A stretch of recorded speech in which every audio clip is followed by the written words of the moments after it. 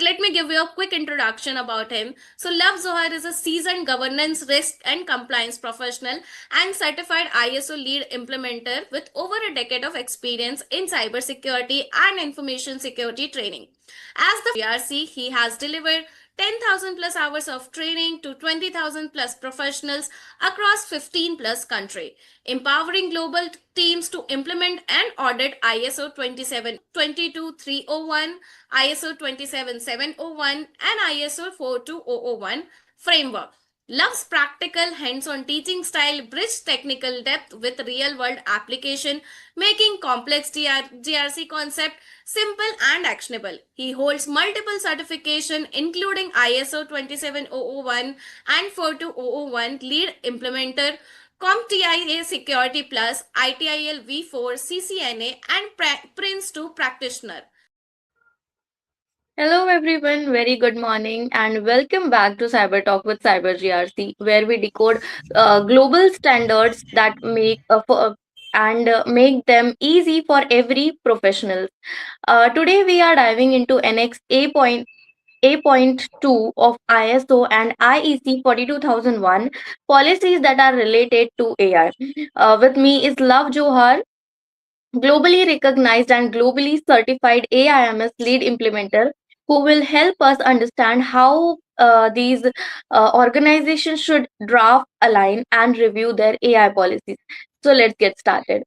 Let's start with the first question, that is, what is Annex 2. Uh, A.2 in ISO 42001 is really about, and why it is placed so early in the Annex A control? Yeah, it's a very good question to start with Vidya. Basically, because Annex A.2 it sets the foundation for AI governance, right? Because it ensures that the organizations establish proper policies, and policies, as we all know, are nothing but management direction. Okay, so Mhm. before we actually start integrating any AI system, before we start using any AI system, before we start building any AI system, we should have proper management direction towards it. Like, what exactly is the intent of the management towards these AI systems? So these policies basically guide the behavior of the organization. Okay, they guide the decision making. They make the organizations as responsible organizations in terms of creating trustworthy AI, and following all the principles of the responsible AI, like trustworthiness, fairness. And these policies also help us put controls, like, for example, what are the controls related to the AI, what are the controls related to privacy, what are the controls related to data handling, what are the controls relating to maintaining the data quality, data hygiene in the AI, and what all policies do we have to comply with the AI. All these are basically set in these policies. So these policies are actually the one driving the entire AIMS life cycle.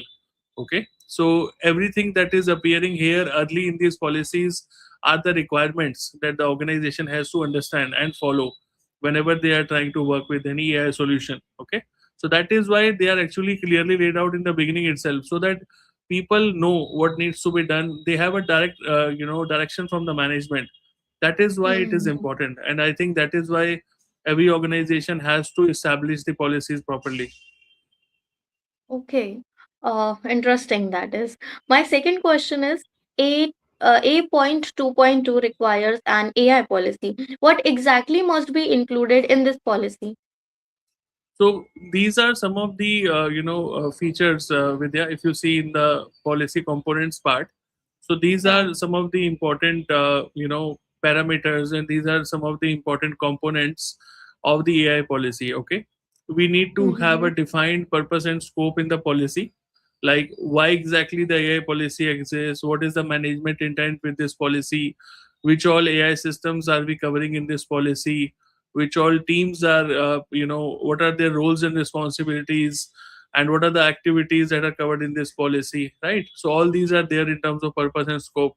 Then, as we mentioned, we have to define the AI principles also. We need to state what are the core principles of the responsible AI, like fairness, transparency, accountability, safety, security, human intervention. There are many such principles, right? We have to make sure that those are clearly laid out in the policy. Now, why these principles have to be laid out in the policy is because if the principles are not laid out in the policy, then uh, people will not take it seriously. Okay, because policy sets the direction in the organization. Okay, if we Yeah. don't have a if we don't have this in the policy, then people will not take all these things seriously. And tomorrow, True. if these things are not taken seriously, it will become a very big issue for the organization. That is where mentioning all the AI principles is very important. Clearly defining the Mm. roles and responsibilities for all the uh, people involved, as well as for the organization itself. For example, if you remember, we discussed that an organization can play three roles. They can be AI creator, they are called as AI owners. They can be developers, they can be users also. They have three different roles. So as Yes. accordingly, organization has to identify which role are they playing there, and then accordingly they need to have proper data governance, because data is very important. Having proper data provenance, data quality, data hygiene, data privacy, Mm. data lineage. If you remember, we had a lot of discussions on these. So all these are Yeah. very important. See, if we do not mention all these parts in the policy itself, again, it will not be dealt with that much seriousness. Okay, so that is why Hmm. having proper data governance requirements, development and deployment rules, proper training, validation, risk assessment requirement, impact assessment requirements, all these things have to be here. Human oversight requirements, third party AI requirements, what are the requirements from a third party perspective, ethical use Hmm. guidelines so that people are not using it for harmful purposes. All these things which are here are actually AI policy components. So whenever anybody who is creating the AI policy, they have to make sure that all these components are basically taken care into consideration. So is it कि this act comes this clause comes under a DPDP Act, or it is an independent act altogether? DPDP Act talks about personal data, okay, Yeah. and this clause basically talks about AI policy, basically how the policies Okay. related to AI are created. Definitely, one Yeah. overlapping angle here is that in terms of data governance, if we are Mm-hmm. dealing with any personal data, then we have to make sure that we are maintaining proper data security, data privacy, because that is very important. For example, if your personal data gets leaked, during the Mm-hmm. process of AI, Hmm. AI building up, or AI, AI demos and all. If during any process in AI testing and all, if your personal data gets leaked, then it becomes a very big issue from a DPDP perspective. Yes, so that is the overlapping angle. Apart from personal Hmm. data, I don't think there is any other overlapping angle between these two. Okay. What Yeah. business problem does an AI policy solve for an organization?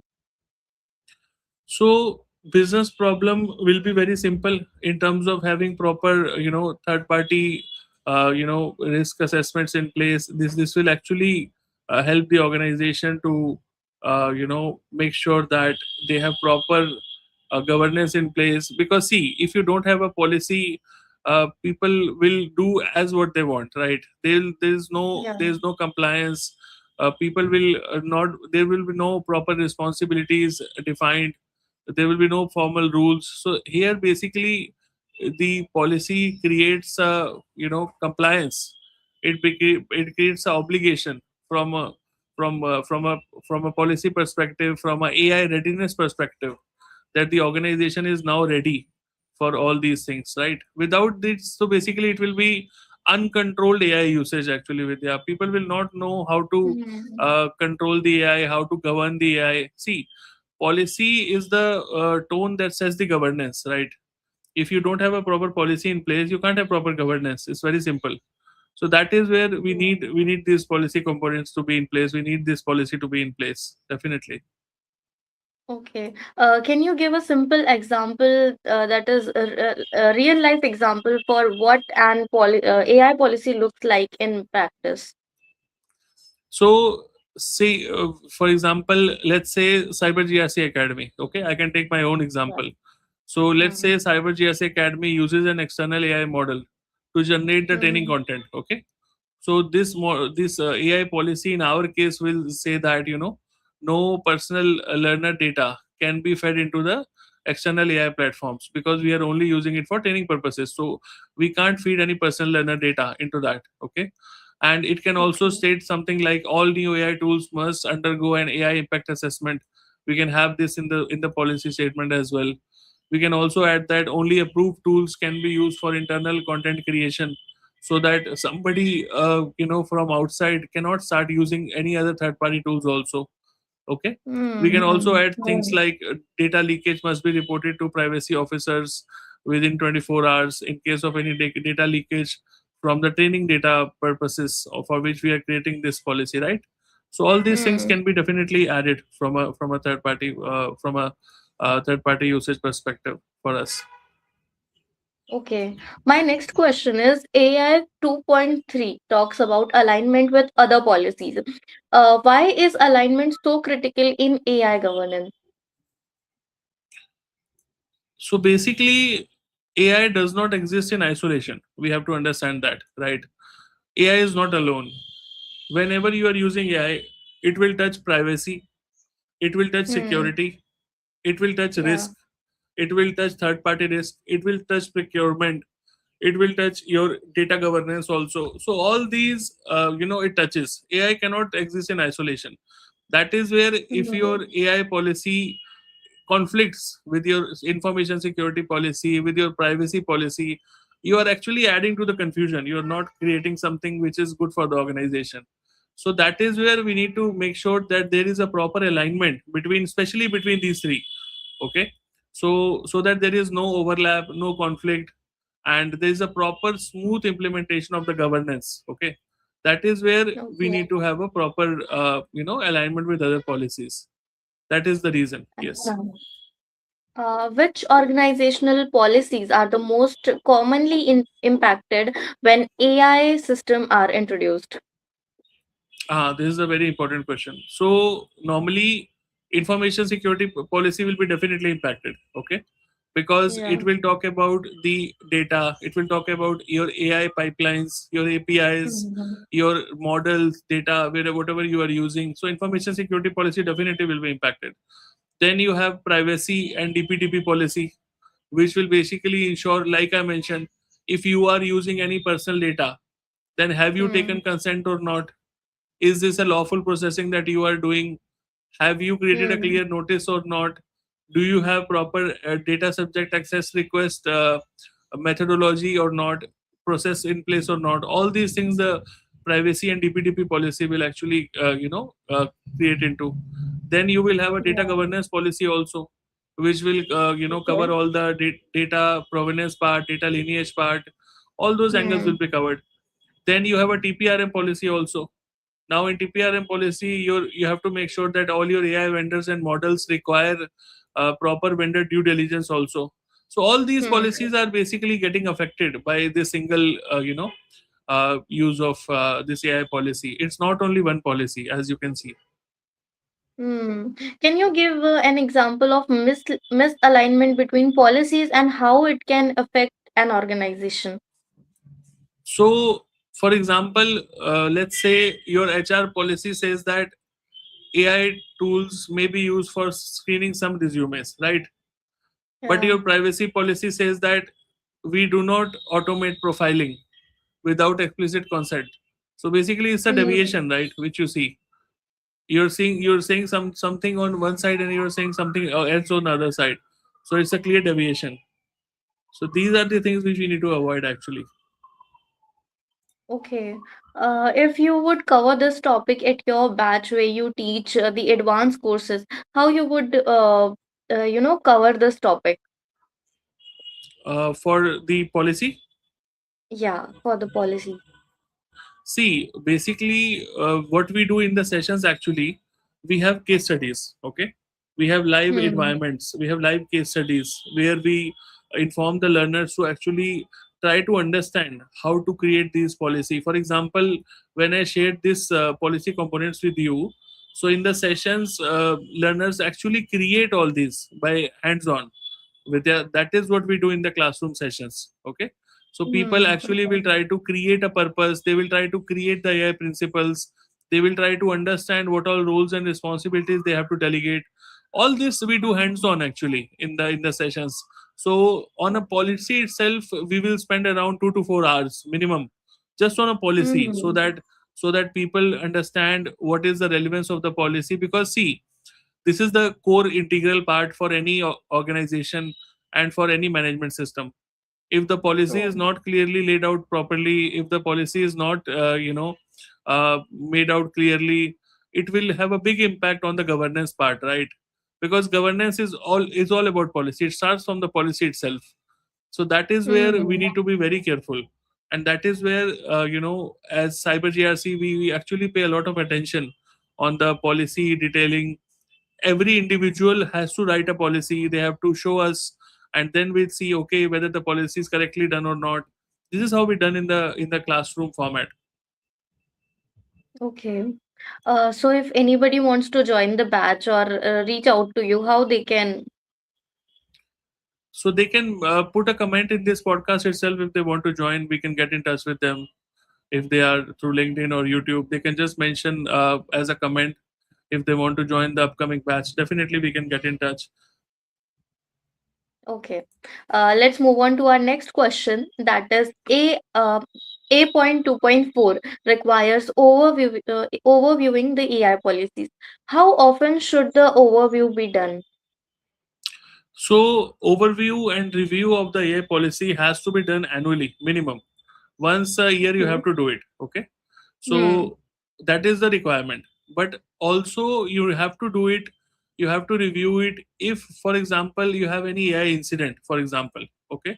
If you have any AI incident, if you have any regulation change like DPDP got introduced, Hmm. if you have any new AI system are deployed, if you have any new major model upgrade introduced, if you have any business changes for which you have not planned before, for all these changes you have to do the reviews again. Okay. So standard is Okay. annual, and these are the additional parameters that you have to take into consideration. Okay. Can you just highlight some of the common mistakes that organization do but they should avoid? Basically, from a policy perspective, I have seen many organizations where the policies again are created once and are Hmm. not reviewed periodically. So it's a very very Oh, big mistake.